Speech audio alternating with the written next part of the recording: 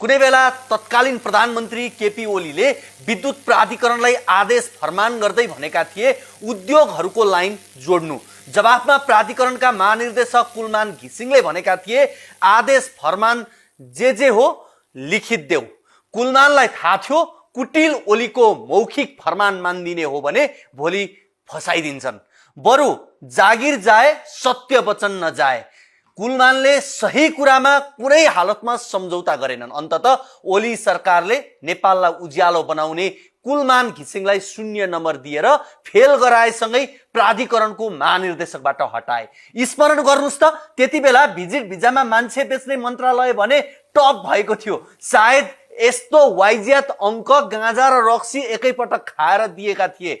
उति बेला कार्य सम्पादनमा तिनीहरूले 0 नम्बर दिए। अहिले जनताले आफ्नो प्राण अर्पेर ऊर्जा मन्त्री बनाइदिए। ऊर्जा मन्त्री बनेसँगै कुलमानले डेडिकेटेड फिडर र ट्रङ्क लाइनको बक्यौता उठाउने निर्णय गरेका छन्।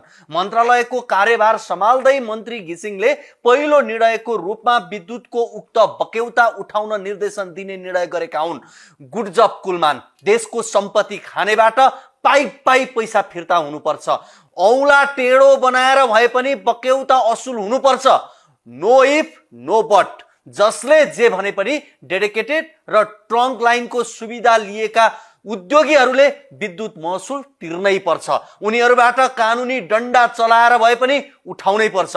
कुलमानको इमानदारिताले फेरि जितिरहनु पनि पर्छ।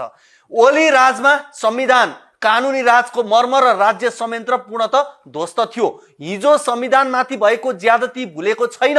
गिरीबन्धुको बन्धक बनेका ओली नियम कानुनमाथि जाई लागिरहे, जसले दुर्भाग्यपूर्ण परिणाम र मूल्य मुलुकले आज चुकाउनु परेको छ। सत्तामा पुगेपछि यिनीहरूलाई कुलमानहरू घाँडो लाग्यो।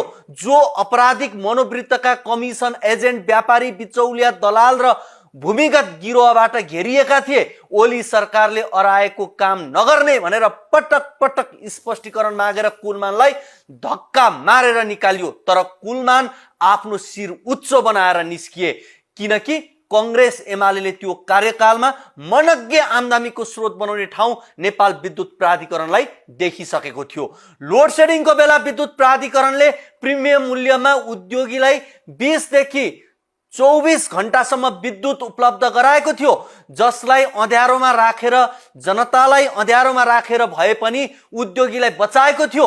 तर आज त्यही विद्युत महसुल तिर भन्दा उद्योगीहरूको ल्याङ छ। बत्ती र ससाना घरेलु कामका लागि बिजुली बाल्ने नागरिकलाई 150 रुपियाँमा समेत कसी कसाउ गर्ने